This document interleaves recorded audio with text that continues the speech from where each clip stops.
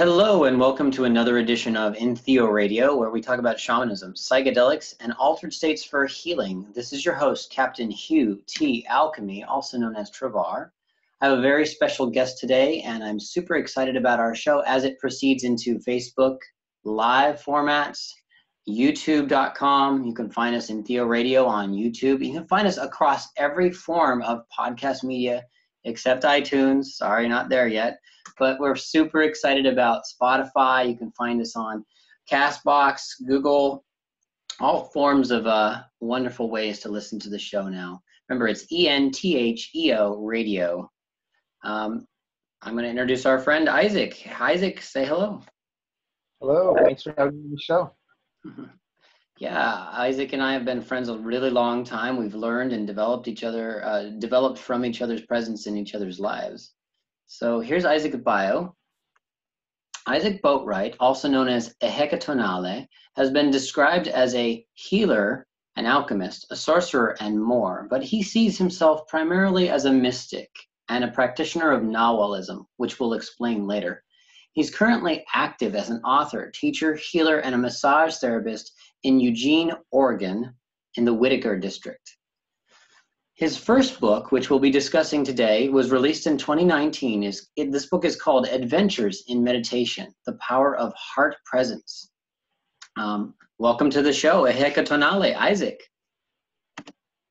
Thank you. Yeah, I'm happy to be here, and I know it's going to be a lot of fun talking about my book and everything around it. I love your work, so yes, it's an honor to be here. We've had so many conversations over the years that if they had been recorded, could have been their own set of shows and their own title and strange. I don't know. What do you give me a good guess at a title for all the weird conversations we've had on the phone over the years? Adventures in Otherness. I don't know. Yeah, otherworldly talks. So, yeah, let's start with that book because that's the most recent thing on our hearts and a beautiful expression that you gave to the world. Yeah, my book just came out after a year and a half of work. A few months ago, I published it myself through Lulu and Amazon. It's called Adventures in Meditation, The Power of Heart Presence. And I started teaching meditation in person about 2 years ago, and this book came out of that. It describes 16 original meditations that allow the practitioner to develop and use the intelligence and the power of the heart and the belly, basically the core of the body here. Because the heart and the belly as organs are actually organs of cognition and perception, but they're largely neglected in the modern way of relating to the self and to energy and relating to what is supposedly real. So yeah, that's my book, and basically the thrust of it is to connect people with their inner power, to empower them and connect them with a source of really peace and abundance and happiness that they already have, but it's just like to uncover that. Excellent. And then there's this touch on your bio about Nahualism. Is that included in the book? And what is that for listeners who are just hearing that word? It's absolutely included in the book. And what is Nahualism? It's a great question. Now, the Nahual actually has a lot of different meanings, but one of the meanings of the Nahual is our body that we have when we're dreaming and when we're dead. It's like our energetic double, our complement. So that's one way to look at it is that Nahualism is the study and development of our energetic double and our dreaming self, which has implications far beyond just the tiny island of what is considered reality by modern perspective. There's a lot of lineages of Nahualism too, and I am part of the Toll lineage of Nahualism. And my main teacher in that lineage is Sergio Magana, and he's a healer from Mexico. Excellent. And so give us the origin of the language of that word, or what language is it in? Yes, it's from the language Nahuatl, Nahuatl, and this is in the Uto-Aztecan family of languages, and Nahuatl was spoken all the way from Nicaragua to Alaska at one point. Yeah, there's about 3 million people, I think, who speak Nahuatl now in Mexico, and actually it's a language that is really coming back. A lot of people are learning it in California particularly. I keep seeing some really cool things on my Instagram. In fact, just yesterday, after we talked last night, I found this video where someone was telling a story in Nahuatl. And I love it. It's a beautiful, powerful language. So the word Nahual in Nahuatl, I kind of go into what it means in the book, but let me just try to say here that it's kind of like who I am really and that which can be extended. So we really are more our inner self than our outer self, because our outer self comes from our inner self as it is extended. Excellent. Yeah, and Nahualism teaches that we dream it first and then we experience it. So our dreams are not so much programmed by what we see in the day. I mean, they are a little bit, but they are creative. So we dream something and then it's not literal. It's in a language of dreaming, of the Ehekatonalli. From there, the dream expands through our bones, into our blood, and then into our flesh and into the world. So some of this material was touched on by the Castaneda series, yes? The Carlos Castaneda series? Yeah, and I've read all the Castaneda books. It's important to note that his later books are very different from his earlier books. Huh. A lot of people have only read the earlier books and think of those. And there's nothing wrong with those earlier books, but the later ones are quite different. Castaneda was a very controversial figure. I tried to meet him. I went to a couple of workshops that his cohorts, his associates were giving. Carol Teagues was there at one of them. Taisha Abelar was also there. And then the so-called Chakra, these three women who were teaching the magical passes. So I went to a workshop in Longmont, Colorado, a long time ago in the 90s, and also in the 90s, one in San Diego, and I learned magical passes, special movements. And what they said is that these magical passes, people learn them while they're in altered states, like eating a bunch of mushrooms, or in a lucid dream. Both of those kind of situations is where they would come upon these different movements. Then they would reproduce them in their waking state to create the energy and feeling of those altered states. So it's a really brilliant thing. And his lineage of Nahualism is different from the Toll lineage. His books aren't really all that helpful as far as practical application for most people. But I did practice and have practiced things from those books since a couple of decades ago. The recapitulation and the magical passes, things like that. And they've served me well, but the Toll lineage I find to be far more alive, put it that way. Excellent, excellent. So that maybe gives our listeners some furniture to grasp on where this dialogue's coming from, what people in the past have experienced with, I guess, Mesoamerican style shamanism, or some of the indigenous forms of shamanism that were here before Conquistadors and Columbian eras. Absolutely. Yes, the whole tradition has been really underground since then, and the world has changed a lot, and now it's time for the teachings to come back out and to blossom, and that's really happening with people rediscovering them and learning them. And the time is right. We're in a big change of the ages. I think many people see that and know that.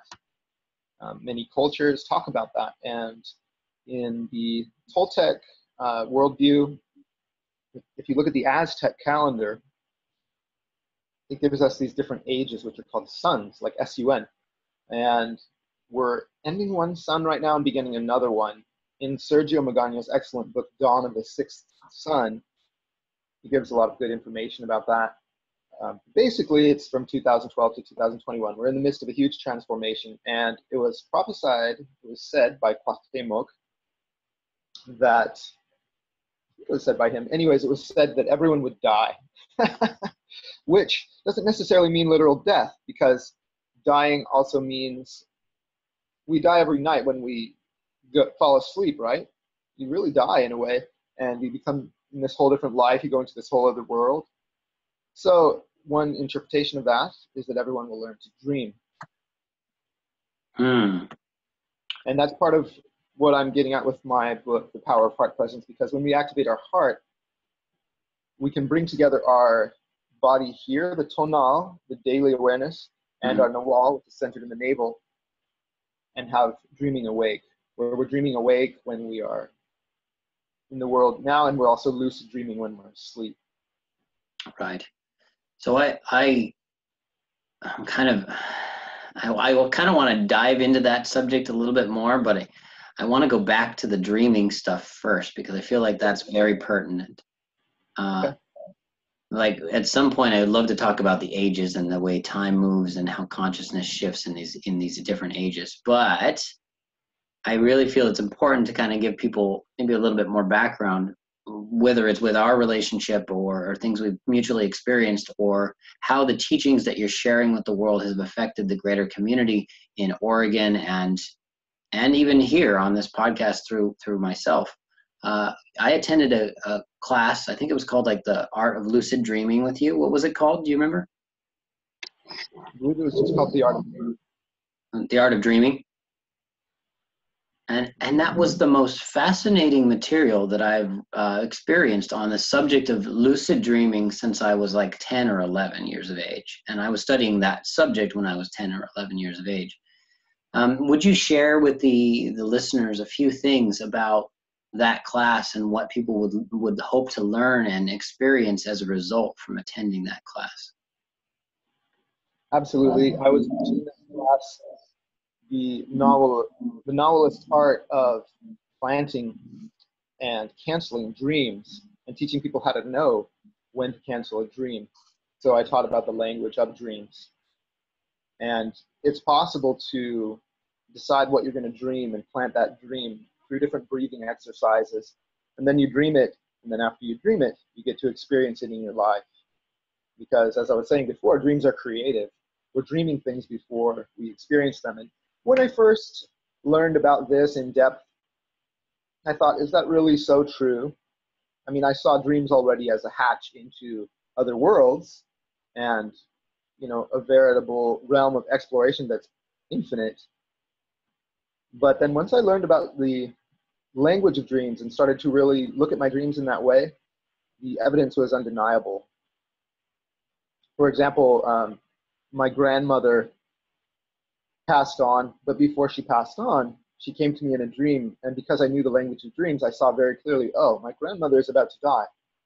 And, you know, it just dawned on me when I woke up and I was really analyzing the dream. I thought, oh, okay. And I called my parents, and they were like, yes, how did you know? Because she had been getting sick for a long time, as often happens when people are in their 80s. And, you know, sometimes it's even exhausting for families when they keep hearing that a family member is about to die, but they're hanging on for like years. Anyways, I didn't wish for her to die, but I knew she was suffering. I told my parents, yes, she came to me in a dream, and I knew from the dream. And they said, yeah, we are fairly certain that she is going to die soon.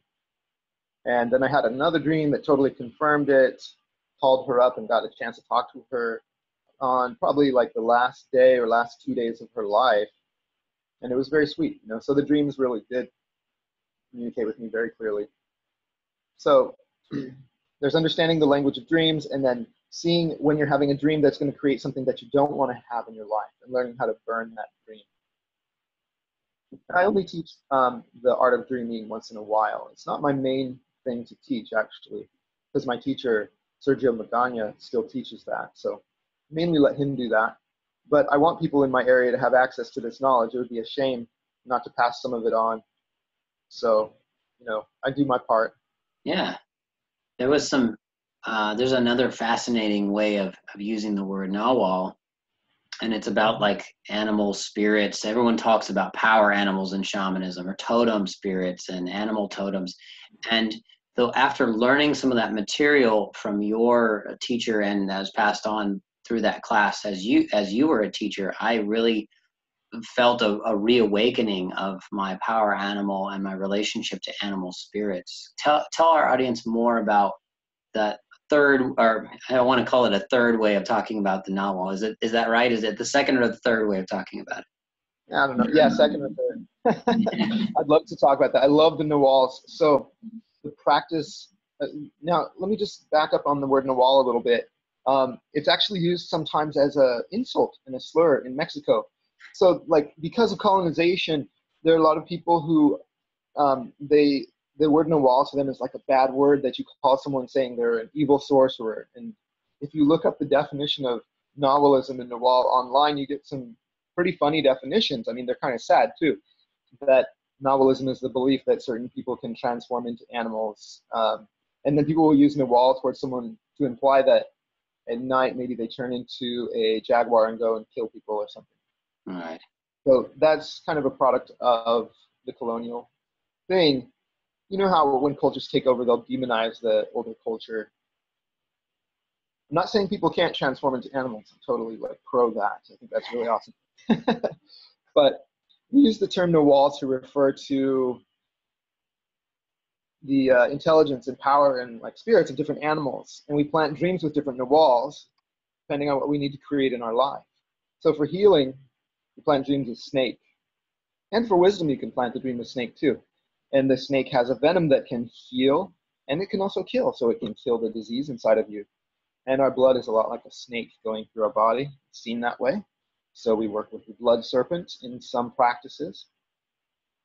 And yeah, so we plant dreams with all kinds of different Nawals. There's owl, and there's deer, and there's jaguar, and there's spider, and there's coyote, and there's just like so many. And eagle.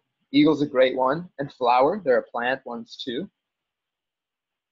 So yeah, Nawal in that sense are like spirits, you know, kind of roughly analogous to how in some other traditions you call on different spirits and work with them to create things in your life. Right. Or even maybe deities or lesser deities like Hindu pantheon or different Buddhas like bodhisattvas and Buddhas that are on medicine Buddha, for example. Yes. And a lot of people think that that the Toltecs are into deities and, you know, that they have certain gods or even demons or whatever. But actually, we call them the essences that we call them. So we don't see it as like gods, as much as forces, intelligent forces that you can relate to, even on a personal level, which is awesome, but not really gods. Very nice. Very nice. So, where to go next? I want to talk about the concept of lucid dreaming as an altered state of consciousness. Maybe you can speak to altered states, psychedelics, and mind expanding as well as mind contracting experiences in the form of nightmares and bad trips. I know you have a really, like we've talked so much about this, I don't know if I want to preclude any specific thing. Just go in the direction you feel like going to start off this subject, and if you can, relate it to dreaming. Okay, yeah, I do have a background with entheogens and with the poison path. I've experimented pretty extensively with ingesting not only psychedelics, but other related kind of alterative compounds, even a lot of different kind of mineral compounds too. Sometimes insects, a lot of different things like that. I've just really been an explorer of consciousness. I felt driven that way. And I think we're all driven to expand our consciousness in different ways. I think it's just part of being alive. It's like intrinsic, and it's not just a human thing. You can see animals doing this too. Sometimes I see animals engaging in very unusual behavior, and you know, they're doing something to expand their awareness, their consciousness, get a different view. So dreaming is something I just love ever since I was young, and I guess I've been pretty gifted with vivid dreams because a lot of people that I talk to are like, oh, I don't remember my dreams. And a lot of people don't even seem to value their dreams or find dreams interesting, which I find perplexing. But if they don't remember them, I guess they're not really much of a presence in their life. But if we are dreaming and then experiencing in our life what we dreamed, if you don't remember your dreams and you can't work with them, you're like a zombie. You're the walking dead. That's what we say in our tradition. And it's harsh. But you know, we have to work with the dreams. And it's not just the dreaming that we do when we're asleep, because we're dreaming awake all the time too. Like when you have a daydream and you just start imagining something, you are dreaming. And it is creative. You're inviting that into your life. You're inviting even more precisely the essence of how you're feeling as you're doing that. So, you know, it's all about not just lucid dreaming, but lucid living. And what I found after many years is that the heart is this really powerful portal to connect with something so much greater. I hesitate to call it like the higher self, or a lot of times I say spirit, which is a very broad term. But the way I actually experience it is that when I really can focus into my heart and become centered there, like I actually bring myself, my awareness into my heart more and more, I'm in contact with something totally transcendental. And it's not separate from me, but it is different from me. And so there's like this portal that opens up to infinity is how I would say it. Actually, that's probably one of the better descriptions I could give for it. And I don't feel like I'm special that way, that it's just something I can do. Like, you know, everyone has this. It's intrinsic to being a being that exists and is alive. So it's not just humans, it's trees, and I don't know how they, like, you know, what part of them is their heart. But insects, everything that exists is like tapped into this. So this is a huge shift for me in terms of the heart consciousness.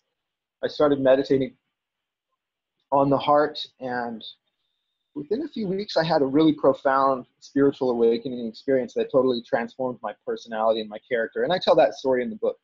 But yeah, that was after a lot of experimentation for a long time. And somehow I hadn't really, like, it's just right there, really obvious, the heart right in the center. And I'm talking about the heart chakra as well as the physical heart.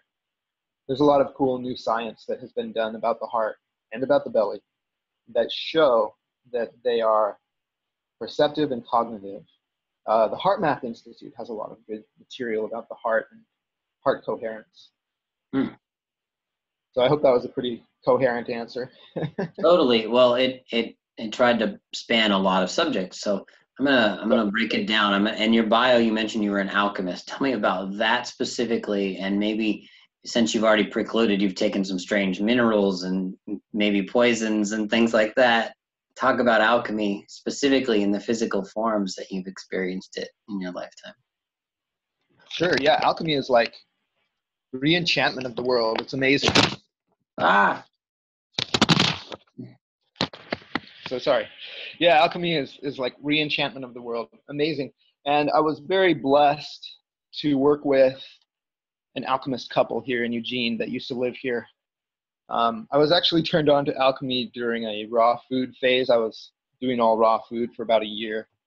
The first 6 months of which were very blissful and helpful, and the second 6 months of which I was just kind of declining. But anyhow, I learned about alchemy from David Wolf. He's such a character. Oh, yeah. And he taught me how to perform this, which is beautiful. Yeah, and he was making this, I was in Hawaii on this permaculture design course thing, and David Wolf demonstrated to us how to make ormus from seawater. And I've shown you how to do it. We've done it together. We've made ormus. Yeah. And I could feel the energy when he was doing that, and I could see the energy too. There was a blue light around the ormus when it was finished, and he was finishing the washing of the ormus. And we just gave it to plants. I didn't ingest any of it. But I came home from Hawaii back to Oregon, and I figured out how to make it with a lot of errors along the way. It took me a lot of determination. So ormus is an example of a mineral elixir that really changes your consciousness and builds you up, but in a very different way than psychedelics. It's really long-term and cumulative and sustainable. Psychedelics, as we know, you have this really intense experience, and then you come down, and for a lot of people, it's a question: can you integrate that? Right. Can you make that? Can you integrate those lessons and bring them forward? And that is where the heart presence work comes in too. It is about integrating those things, which is not so much a mental activity. The mind is really kind of a tedious tool to use for a lot of these things, and that's partly why people love psychedelics. Is it helps them to get out of their mind, use their mind in a different way. For sure, but there are a lot of other ways to do that. So alchemy is a real thing. It's been around for a very long time, and I worked with this alchemist couple briefly. I mean, I say I worked with them, but it was more like they taught me a few things, and I would come over and hang out with them, and we did a few things together. And they were brilliant. I'm talking about Alchemy, Alqemi. They have a website online, and they sell amazing spagyrics. And Paul Barcher and Micah Nielsen are their names, the couple. So Paul had figured out how to extract the oil of gold. I don't know if you've ever heard of oil of gold. I have, yeah. Yeah, I wonder if any of our viewers have. There's another alchemist. It's becoming really popular now, yeah. Yeah, there's another alchemist named Avery Hopkins making it in New Mexico, and his oil of gold is fantastic. So shout out to him. He's got a really good Instagram advertisement now. Yeah, I hope we catch Avery on the show soon. I've watched some of the videos, and I enjoy the material you forward from me, or from him to me? Yeah, yeah. And so the oil of gold is made with gold. It doesn't actually have metallic gold in it, but it carries the power, the intelligence, and the life force of gold into an organic medium so that we can absorb it into our own body. And gold is the metal of the sun, so it enhances our solar consciousness. Similarly, there's an oil of silver that carries energy of the moon, and there's an oil of tin and an oil of copper. So these are pretty amazing things that fortunately we have not lost. And the alchemists figured out how to do this because they were looking at the life force, the intelligence of the metals, the evolution of the metals. They're approaching minerals and metals as living things. And it's a whole different paradigm than chemistry. That's a really powerful way to approach life in general. Everything is a living thing. The table, the microphone. Absolutely. You just talked earlier about the heart consciousness or the heart aspect of a tree, and I'm like, oh, that's funny. We have a thing in English. We say heartwood. Yes. It's the middle of the tree, right? The heartwood. Mm-hmm. Yeah, and the term heart is used in so many interesting ways across cultures. You know, at the heart of it all, and I didn't have the heart to do that.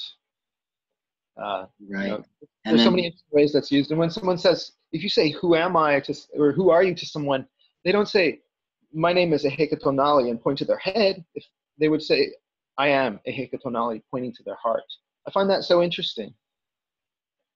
Great. So that's a great segue. What does this word mean? Ehekatonalli. Some people call you that. I've adjusted my life to call you that, and it's fun to say it and pronounce it, and it feels lively. It's different than the vibe of Isaac. What's Ehekatonalli? So this is my Nahuatl name that I received in Mexico, and it's based on my birth as calculated in the Nahualism version of the Aztec calendar.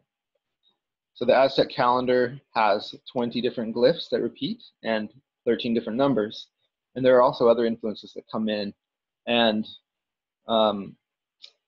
a man in Mexico named Xolotl, Xolotl, helped me with this. And he's one of my teacher's teachers, one of Sergio's teachers. And I chose the name and then received it in a magical way. Ehekat is wind, and tonali has a few different translations. It's kind of like the energy, the cosmic energy that comes from the sun that makes things grow. And so, and wind, Ehekat, is the messenger. So one way that I interpret my name is that I am the messenger of energy. I'm the messenger of the heart energy to share this with people, with my book and my teachings. Right. And when I learned my name, it changed my life. It really changed me. There was an energetic shift that happened very quickly and has been very profound. Absolutely. I remember when you started using that, or at least when you introduced me to the fact that you were using that now, and that was definitely an energetic change I felt psychically. And I also want to point out for our listeners, if you're not watching, Isaac is gesturing at his chest a lot, and the way we were talking about heart and the concept of sun, he like put his hand on his chest over his heart when he said the messenger of the sun, and we pointed at ourselves when we're pointing at our chest. The coronary, right? The coronary bypass, corona, it's all the energy of the sun, right? Right. Heart, it refers to the heart, coronary. So it's so fun how these things are connected in our consciousness, and we only subtly feel the effects when we don't pay attention and think of our ancient cultures and the integrations that they've had consciously to get us to this point. Absolutely. So I'd like to also just add that Toltec culture is very old. It's ancient. Right. Tell me more. The Toltec culture that I know and that I'm part of is an oral tradition. So people aren't going to find very much solid information. You'll find a lot of disinformation when you go online and try to learn about it. So what I've learned, the healing practices that I practice and the dreaming practices, they come from an oral tradition that's very ancient. If you ask, educated anthropologists these days, they wouldn't have the same answer that the oral tradition gives. And it's at least, I think at least 50,000 years old, which sounds kind of crazy, but I believe the oral tradition. And the reason I believe it is because all of the practices have been so powerful in my life and so beautiful. And it's just a whole different paradigm, I just wanted to add that in there. It seemed like a good time. Yeah, definitely. Like the culture is so much older than our Western civilization, and anthropology wants to suggest that it is. And we're finding independent anthropologists who are discovering and putting out evidence that is more in alignment with things that you're discussing, and that maybe were passed down in that oral way. I remember you said something about the treasure when the Conquistadors, they came to invade and take over the civilizations that were here in the Western worlds, Mesoamerica, North America. There was this concept you described as hide our treasure, and you described this form of Nahualism or something as the real treasure. Can you tell that story? Yeah, let me say a bit about that. So there was a lot of gold and a lot of jade, which I think was valued even more than gold in what is now called Mexico at that time, a lot. And, the conquistadors were thirsty for the gold. They were thirsty for the native women. They were really fucked up. And the leader of the people told everyone, let's hide our treasure. And what he meant, they hid their art, yes, and their precious things, some of them. But what he really, really meant was let's hide our tradition, our magic, our knowledge. Because obviously these people didn't understand that. They didn't have that. They couldn't understand it, the people coming over and, raping them, raping the land and all. So they did hide their knowledge, and it was prophesied by Cuauhtemoc that it would come back with the advent of the sixth sun. Wow. And that's the time we're living in. It is the time we're living in now. And this knowledge is transformational. I feel like anyone who loves psychedelics, loves lucid dreaming, and is very interested in consciousness expansion can gain a lot from even learning a little bit about this tradition. And really, the deeper I've gone into it, the more it gives and gives. And I do see my book, The Power of Heart Presence, as part of this tradition. It overlaps quite strongly, but it also works with more modern practices of meditation and weaves them together. Very nice. I've got to pick up one of those. Can you sign it for me as a Ehekatonalli? Would you? Yeah, absolutely. You want a hardcover? Yeah, I would love one of those. I am super excited. I'm kind of reflecting on some of these practices that you've shared with me over the years, where you're, I think maybe almost 3 years ago, you shared with me the practice about calling one's power back in. And we discussed how social media, we lose power by taking selfies and scrolling forever and stuff like that. And we talked about pulling whatever you think you're getting energetically back into your person, reintegrating it.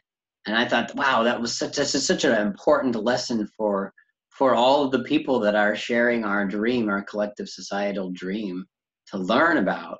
Like, where is my soul fragmenting? In shamanism, we speak to that more, but also like your power and the soul and all these concepts. Like, who are we really? And how are we differentiating our soul, our spiritual self through social media? And what is the ramifications of that? We don't even know. And I honestly want to say that there's a spiritual sickness out there as a result of having social media like Facebook and Instagram. And these techniques, this treasure you described, they tend to give us cures for the spiritual sickness that society has. Yeah, and it's so much about intent, intending to call back your powers, the very beginning of that, recognizing it, of course, and intending to bring that back. There's when our attention becomes fragmented and is easily led in different directions, then we become susceptible to manipulation by outside forces. And that's actually a theme that we're entering into in this new sun. We're going from what's called a light sun to what's called a dark sun. And light means, in the sense, like day and night. We're going from outward sun, where people pursued, and you can totally see this shift happening when I talk about this, because people have been pursuing meaning, purpose, love, etc., all from outside of themselves. And there's this huge shift where you have to get that from inside. It's very noticeable in the realm of medicine right now, because so many medicines that have been working before are not working anymore. External medicines. And these internal medicines that people have long forgotten, denied, repressed, been afraid of, demonized, etc., are actually coming back, and people are awakening to that. And that's a huge, obviously, motivation for change, a huge force, because, to get better, we have to do that, to stop suffering, to stop. There's a lot of diseases that are rampant right now that are going to be cured by going within. And yeah, taking back our power, taking back our attention, our awareness, and being able to focus. We have to see this as a challenge, an opportunity to develop discipline. Because if you look at the human race is not very advanced at all. I mean, really. You mean the earthly human race? There could be others out there. Yeah. I don't believe the earthly human race is very advanced. We have really some pretty cool technology, which is like, good and bad. But emotionally, we're not very advanced. Look at all these countries fighting with each other, all these people fighting. Look at all the hate. I mean, it's ridiculous, all the racism and like the whole squandering of resources, colonialism kind of dynamics, all these kind of things, all the like inept governmental systems that we've created, all these institutions that we created and invested power in. And then basically a lot of these institutions become these monsters that take the power that was given to them. They start usurping more power and start like using it against the people who created them. And yes, some people are involved in that, but these kind of forces is what I'm talking about that can manipulate. But as an individual, you really do have sovereignty and power. And Nahualism and heart-based meditation really don't just like promise that, they give it to us. They initiate us over and over into our own creative power and our own connection to that infinite source that I've been talking about. So I'm not here with any kind of message of fear or doomsday at all. It's actually the opposite. Like Dawn of the Sixth Sun is Sergio's book. I'm talking about the dawn of a whole different era, which is going to be quite magical and very strange compared to, what we think now, what we do now, what we think is possible, So I'm looking forward to the future. I hope to stick around for a long time. As would any alchemist. So speaking to the other titles that you wear once in a while, and I spoke to them in your bio, what is this thing, sorcery? What is it? I mean, it's mentioned in Carlos Castaneda. You once in a while, I suppose, are called a sorcerer, even in that bio. What does that mean to be a sorcerer? And I'm precluding this isn't a bad thing. So for everyone that's like, hey, oh my gosh, they're going to talk about black magic and stuff, whatever. I just talked with someone who is out of Wales, living in Wales, and teaching about Irish, Welsh, and Cornish shamanism. And in that language, they don't have the word shaman. They have something very akin to sorcerer. Go ahead. Yeah, and I actually have a lot of Welsh and English blood, a lot of ancestry from there. So yeah, shout out to those ancestors. Right, yeah. Sorcery is not bad. It's just like magic, and it's not a title that I've tried to have people call me. I mean, when I was 17, yes, but like it's not something. It's not something that I'm claiming for myself. But people don't know how to call me sometimes. So people sometimes call me a wizard or a sorcerer or things like that, and it's probably because I'm always talking about like magic and spirits and the life force in things. And a big theme for me is actually not being so human-centric. But sorcery has to do with relating directly. It's related somewhat to mysticism. So like mysticism to me is relating directly to the mysterious, to the ineffable, rather than just having like a faith-based program about it. It's about really diving in and experiencing it, and in some ways actually becoming that. And sorcery is about relating to energy and consciousness in very creative ways that open up new possibilities, is how I would define it. But you do also relate to other beings that exist, that are energy beings or inorganic beings. They don't have a body. And so relating to them, which for a lot of people I think is a very scary topic. For other people, it's something that they're very into. You know, for the magical community, most people in the magical community, this is not weird to hear about. Right. But to me, they're just part of the ecosystem around us. We have nature spirits around us, you know, the fairies and the fae. All those things are rather real to me. And I'm not saying I have like a ton of experience with every kind of energy being. I don't, but I have enough that I've cultivated and relationships that I've cultivated that have helped me to grow and learn. And so people, yeah, sometimes people call me a sorcerer, and I'm fine with that. It's okay. I think of you as a wizard because of the facial hair, really. Oh yeah. Well, and that hat, you've got a wizard's hat that's pretty badass. It's good. It's if anyone ever sees Ehekatonalli's social media, in fact, this is a great time to promote your stuff. Where can people find you online and your social media? Yes, you can find me. My website is lucidfluidity.com. It's mainly about my healing work. You can find me on Facebook, Isaac A Boatright. You can find my book on lulu.com, L-U-L-U. You can find the hardcover there, and you can find the soft cover and the Kindle versions on Amazon. Very So nice. yeah, check it out. I would love for my message to reach more of you. Very nice. So I don't want to wrap up our conversation entirely, but we will come back and remind people that where you can find our gentle guest today. Ehekatonalli wanted to discuss a little bit about the psychedelics and the altered states and how these things can be processed or integrated, these visions we've had in the forms of dance or movement or perceptual practices. What does that mean, perceptual practices? Give me some understanding of how to integrate some of these altered states, please. Yeah, let's talk about this. This is really great. We're getting to the heart of things. So, a psychedelic experience is amazing in and of itself, but what do you do after that? How do you integrate that? How do you take action, and how do you sustain the parts of it that are good? Perceptual practices give us an opportunity to do this, and they really are practices that need to be done regularly. Because every day we are reifying, we are solidifying our focus with our actions, whether we want to or not. And we're making things around us become more solid, more real, and more the way that we think of them. Perceptual practices are ways of shifting that. They're ways of inviting in new possibilities. Let me just give you an example of a simple perceptual practice that you can start right away that's really easy and really worthwhile. As you're going about your day and you see other people around you, don't look directly at them. Look at the space right above their head, or look at the space right behind their shoulders. Look at the air there and just don't try to see anything there, but just look there and see what happens.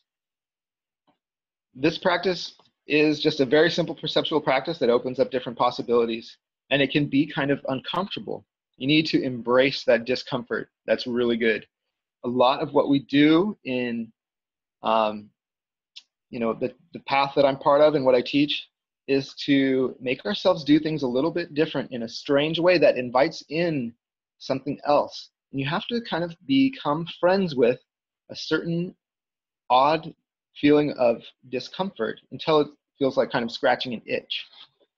So we're really trained to see a certain reality, and it has to do with the angle of our eyes and where we focus our eyes. That creates the world that we agree is real, in quotes, you know. Then we're all like dreaming that together. We're really just dreaming it together. And it's not just us dreaming it. The earth is dreaming us, and we're dreaming with other beings and stuff, for good or bad. It goes both ways. It's somewhat dualistic. But when we practice this perceptual skill and change the angle of our eyes and where we point our eyes, we always bring in new information. And our conscious brain might not start processing it right away, but I can tell you that your subconscious starts processing it immediately because it has never stopped processing it. So once you join with your tonal, your waking self, with this intent and start moving things, it will change the way that you dream. And so a simple practice like this, I challenge anyone who's interested to just try this for a few days throughout the day and see what happens. I'm going to accept your challenge. I might report on it later. This is a practice that I've done off and on, and I often don't do it because of that discomfort, that little uncomfortable thing that usually occurs socially, and it will almost always derail a conversation when I adjust my perception by looking in their direction as an active listener, but not directly at their eyes. Or I'll do a lot of looking at the lips, but when you look over or past somebody, it shifts energy really rapidly for consciousness. It does. And practice a lot at first with people that you're not actually directly relating to, but you will get you'll get other results if you're actually talking to someone and you're focusing that way. Maybe some of them will be your friends and you could tell them what you're doing. Right. And invite them to try it. I don't mind telling people what I'm doing. And people will end up thinking I'm a weirdo anyways. Well, yeah, it's good. It's good. It's my lot in life. I think that word weird comes from one of those Celtic isles too, doesn't it? Yeah, it just means like those that are not like us, I think. So you didn't mention dance. How can dance be used to integrate a psychedelic experience? And I want to touch on DMT if we can, because it's such a hot topic, and I've experienced it personally, and I know you have. Yes. And Salvia too, if we can touch on that, because those are really tough experiences to integrate for people oftentimes. They are, and Salvia has actually been one of my very best plant teachers. Salvia is wonderful. I have a live Salvia plant at my house, and I just love having the live plant around. So, but let's talk about dance. So dance is something that I love dancing. I've been really into it for a long time, and I've had really powerful transformative and psychedelic experiences just from dancing.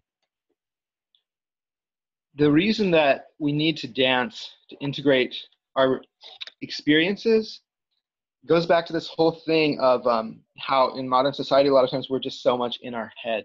And the head is cool, it's fine, it's not bad, but it's just such a small part of who we are, literally and figuratively.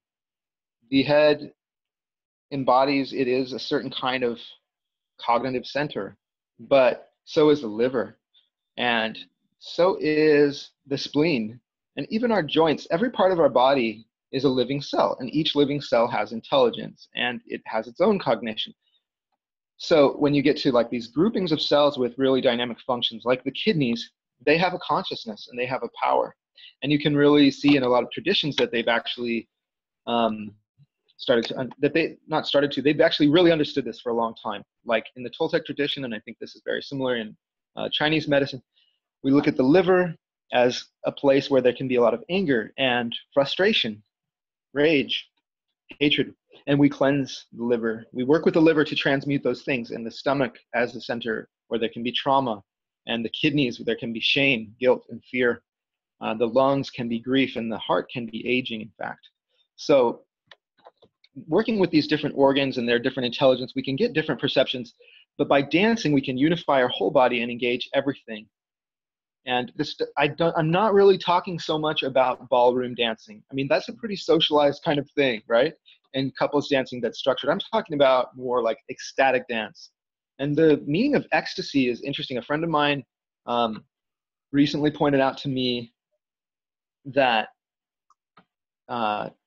ecstasy is not like just intense pleasure, but it also can be intense pain. It refers to incredible intensity of feeling. And dancing is a way that we can really let that much energy flow through our whole body. It's a way we can fling off our limitations, and we can access altered states, obviously, through dancing, just through our own biology and working with it. So yeah, I love dancing, and I encourage everyone to dance because it really awakens a part of ourselves. And you know, some people are just like afraid to dance, or they feel like yeah, they're afraid of being judged or whatever. It doesn't matter, dance in your living room by yourself. It doesn't have to be in a big group. This is Ehekatonalli and Captain Hugh T Alkemi saying, "It is safe to dance." Yes. Do it. So let's make sure we capture every aspect of this. Salvia and DMT. Yeah. Go on with some information about salvia experiences and DMT. Yeah, let's talk about this. They're both extremely powerful, and they have been extremely influential for me. I discovered 5-MeO DMT when I was young, and I had a lot of experiences with it. I really overdid it, which is kind of the nature of youth, right? But it taught me so much, and it put me on a quest to recreate those states, which were kind of ephemeral. It bugged me how I would access this heightened consciousness, and then I would go back. I would contract down. And I thought, you know, how can I really reach this in a sustainable way? How can I integrate and embody these kinds of awareness, which is like the work that I'm doing now? And I don't even need DMT necessarily now. I mean, it's in my body already, right? It's in my pineal gland. But, you know, DMT, salvia, both heavy hitters. With DMT, I learned a lot of things. I learned a lot about dying and not being afraid of death. And that's very important because our fear of death really keeps us from living, because death and life are inextricably interwoven. Even the oxygen that we breathe is also aging our bodies. It's oxidizing, burning us. And even the most healthy food has some little bit of death in it. Really, death and life are part of the same thing. And every time that we die, we come alive in a different way. In our tradition, we see that on the small scale, we die every night and we're reborn every morning, and we live a life in our dreams, and we live a life when we're waking. I mean, this is very logical and obvious, but also that when we die from this life, we go into an afterlife, and then we come back into another life, etc. On, you know, just keeps repeating on that scale as well. And you just keep growing and dealing with all the different issues that are to be worked out, and realizing all the different possibilities in this huge, huge thing that's going on. This huge dream that we're all part of. And so DMT taught me a lot about that. And with salvia, what I found with salvia is that I could go to salvia with questions, and that I could get answers that no one else could give me. And they would come to me in very, very experiential, like kinesthetic ways. People experience salvia in very different ways. And I'm not encouraging or discouraging entheogen use, actually. Just, it's totally up to you. You have options. But with salvia, I would get a lot of information and healing when I needed it to direct questions, which I found was amazing.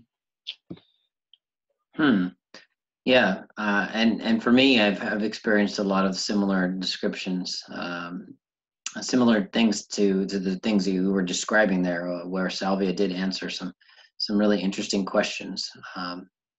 And like, it was almost like a telepathic kind of communication. Like, there's a consciousness there. I think of her as a her. I think of it as a female energy, and yeah, I do. It's a little like that to me. Yep, she's definitely female. I've had some glimpses of some kind of forms that she can take, and she's very sacred to me. So I often don't even say that much, but I will say that there are people who have a strong affinity with her, and there are people who don't.